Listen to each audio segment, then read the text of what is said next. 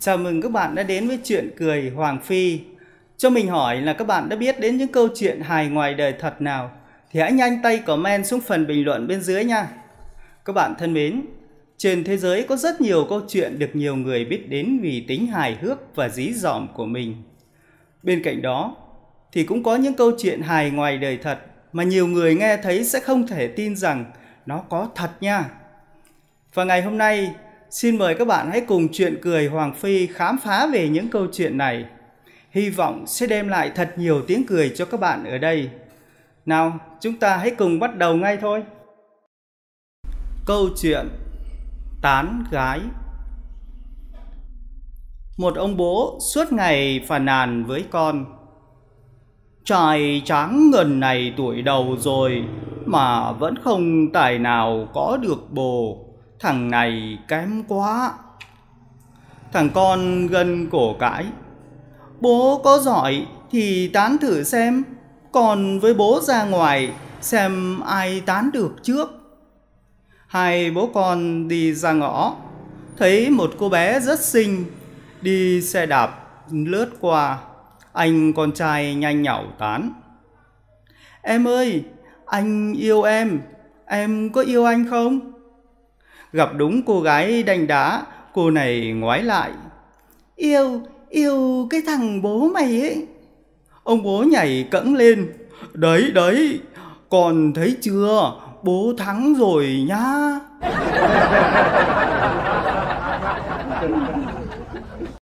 Buổi sáng, Phương gọi đi test Covid. Đang chờ đến lượt thì nghe một chị chuẩn bị được bác sĩ chọc que lấy mẫu rên: hừ, âm hộ em. Bác sĩ quát: chọt rồ lỗ mũi nè má, âm cái gì? Chị kia bẽn lẽn: vâng, là em cầu cho test âm tính giúp, đừng dương tính Covid-19 thôi. Lạy trời, âm hộ cho con nhờ. Anh ơi, chọc nhẹ nhẹ hộ em nhé.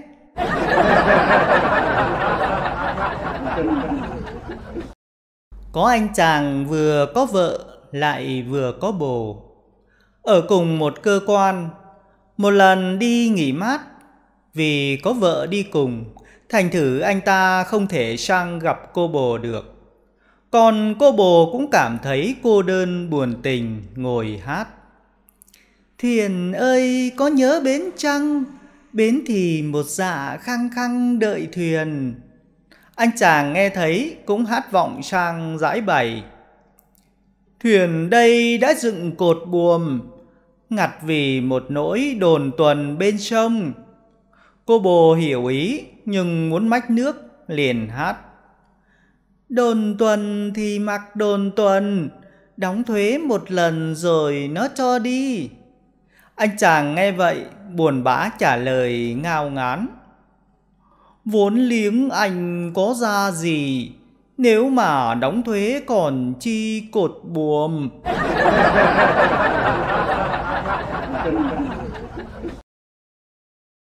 Một cô gái rất sợ ma.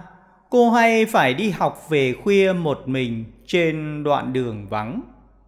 Cô luôn hy vọng có người nào đó đi cùng đường với mình cho đỡ sợ. Một hôm, cô thấy có một chàng trai đạp xe cùng chiều với mình. Mừng quá, cô chạy lên để đi cùng. Sau một lúc trò chuyện, cô gái nói: em sợ ma lắm. Đi một mình trên đoạn đường này em rất sợ. Cảm ơn anh đã có anh đi cùng. Chàng trai mỉm cười nhìn cô gái trìu mến: hồi còn sống, anh cũng sợ như em bây giờ.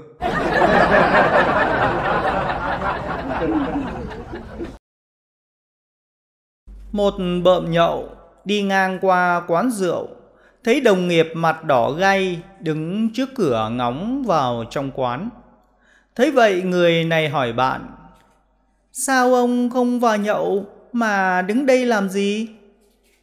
Tôi vừa bị chủ quán tống ra đây vì trêu chọc vợ của hắn.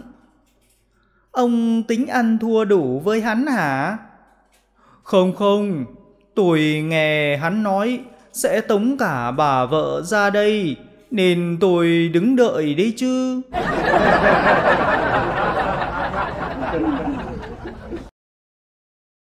Một ngày đẹp trời, ông chồng tìm đôi dép để đi dạo phố, mà không thấy. Ông hỏi vợ: Em yêu, em có thấy đôi dép anh để dưới gầm giường đây không? Bà vợ thủng thỉnh: Đôi dép cũ đó hả?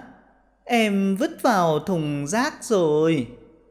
Ông chồng hối hả hỏi: Em vứt ở đâu? Cũ nhưng còn đi được. Tiết kiệm được thì tiết kiệm, sau này sống cũng đỡ khổ. Anh đi tìm đây. Bà vợ nhỏ nhẹ: Anh không phải tìm, tiền giấu trong đế dép em đã lấy hết cả rồi.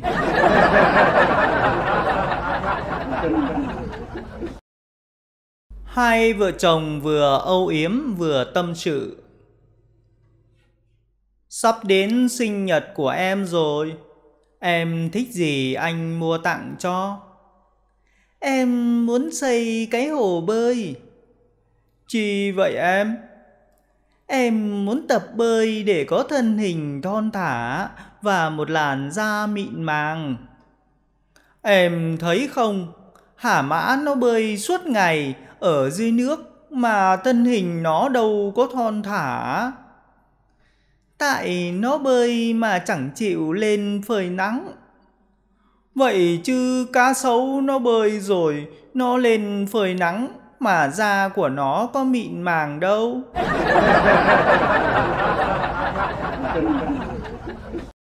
Trên xe khách, cô gái ngồi cạnh một anh chàng rất đẹp trai, nhưng không nói năng câu nào. Cô bắt chuyện mãi, anh ta cũng chẳng mở miệng. Bực quá cô ta gắt: Anh bị câm à? Không, tôi nói chuyện vô duyên lắm, nên tôi không muốn nói đấy thôi. Tôi thấy anh nói chuyện cũng được mà, anh cứ nói đi. Được cái gì mà được, đồ thứ vừa già vừa xấu. Đồ vô duyên. Bà kế bên lên tiếng: Cậu ta đã không muốn nói rồi, tại cô ép đấy chứ.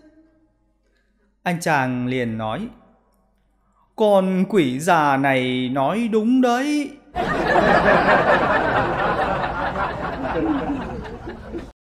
Câu chuyện việc hệ trọng của bác sĩ.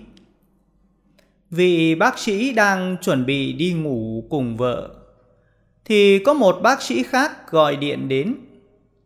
Alo, anh có thể đến đây ngay bây giờ, làm chân thứ tư đánh bài được không? Được, bằng mọi giá tôi sẽ đi ngay bây giờ. Cô vợ hỏi khi giúp chồng lấy quần áo và đồ nghề. Việc hệ trọng lắm hả anh? Đúng như vậy, nghe nói trầm trọng lắm. Bà bác sĩ đã có mặt ở đó rồi đấy em ạ.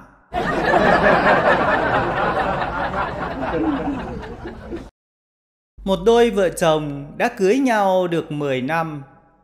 Trong thời gian chung sống với nhau, người vợ phát hiện ra chồng mình có thói quen tắt đèn mỗi khi ấy.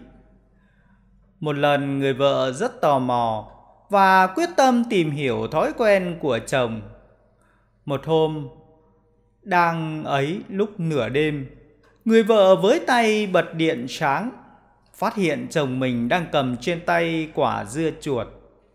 Người vợ gào lên tức tối và nói: Anh làm sao có thể lừa dối em suốt hơn 10 năm qua chứ, đồ đểu. Người chồng nói: Khoan, anh sẽ giải thích cho em, nhưng em hãy giải thích cho anh trước về nguồn gốc của 3 đứa con kia.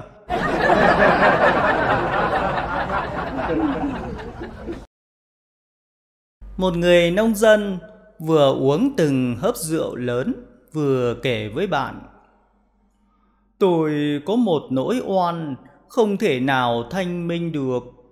Giờ đây cô vợ tôi coi tôi như một kẻ bệnh hoạn, súc sinh, một kẻ khốn nạn nhất mà cô ấy từng gặp. Sao anh nặng lời thế? Thế đầu đuôi câu chuyện thế nào? Kể tôi nghe thử. Chả là thế này. Hôm ấy tôi đang vắt sữa cho con bò to nhất. Tự dưng nó cứ quật cái đuôi lung tung, làm đổ cả thùng sữa mấy lần. Chỉ vì đổ tí sữa mà vợ anh... Ồ không, lúc đó tôi không có sợi dây nào. Thế là tôi bèn cởi thắt lưng ra và buộc đuôi con bò lên nóc chuồng. Do không có thắt lưng, cái quần của tôi tụt xuống, thì đúng lúc đó vợ tôi bước vào. Tôi không thể nào giải thích nổi.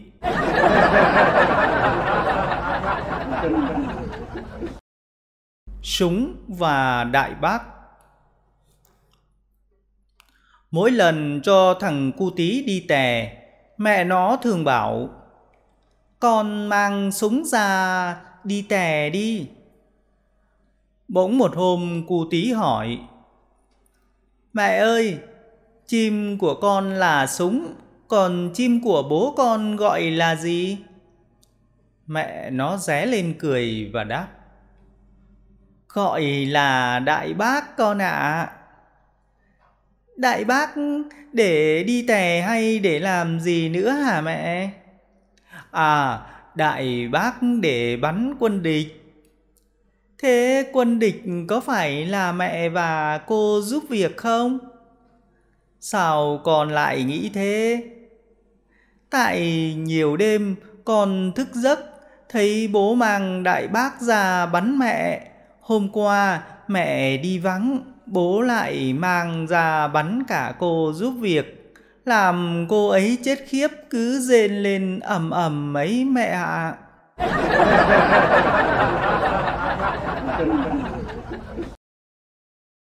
Chuyện bất thường. Trước khi đi công tác, một anh chàng bí mật nhờ bà cụ hàng xóm trông nom cho cô vợ trẻ. Anh ta dặn nếu thấy chuyện gì khác thường thì hãy báo ngay cho anh ta. Một tuần trôi qua êm ả. Đầu tuần sau, anh ta nhận được một cuộc điện thoại của bà cụ hàng xóm. Alo? Người đàn ông vẫn đều đặn đến thăm vợ anh vào ban đêm. Hôm nay không thấy đến.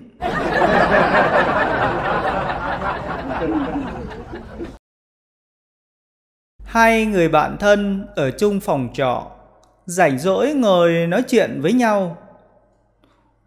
Một người nói: hôm qua tao vừa rủ gấu đi chơi, mà trong túi không có đồng nào, nhưng tao vẫn quyết định rủ đi. Người bạn kia hứng chí vỗ đùi cánh đét và bảo: có chí khí. Khi đi tao mới phát hiện ra trong túi có rất nhiều tiền. Thế là hai đứa tao xài hết số tiền đó. Trời không phụ lòng tốt mà. Nhưng khi về tao mới biết là tao lỡ mặc lộn quần của mày.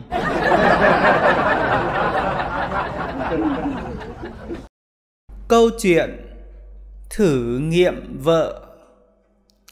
Một ông chồng nghi là vợ mình bị lãng tai, bèn quyết định thử nghiệm.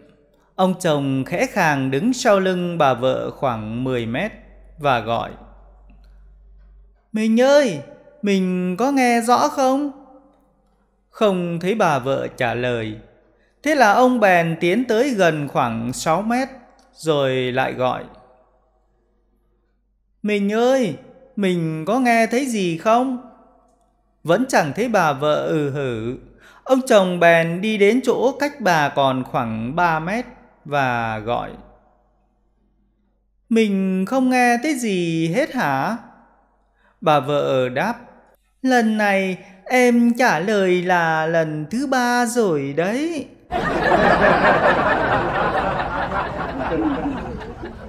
Câu chuyện hóa đá. Có hai thằng bạn đi xem trộm gái tắm. Bỗng một thằng bỏ chạy. Thằng kia đuổi theo hỏi. Đang hay, sao mày lại bỏ chạy hả?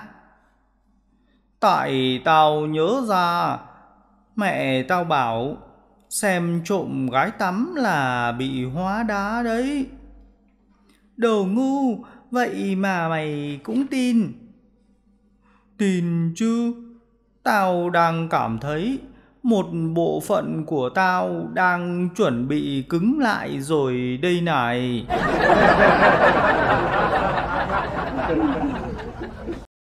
Một sáng nọ, cậu học sinh lớp 1 đến lớp rất trễ. Cô giáo hỏi. Tèo, mọi ngày em đều đi học đúng giờ, sao hôm nay em lại đến trễ vậy? Dạ, sáng nay có hai chị hàng xóm nhà em cãi nhau ạ. Hàng xóm cãi nhau thì mắc mớ gì đến em đi học trễ chứ? Một chị đòi lột quần chị bên kia nên ba em cứ đứng chờ xem, không chịu chở em đi học.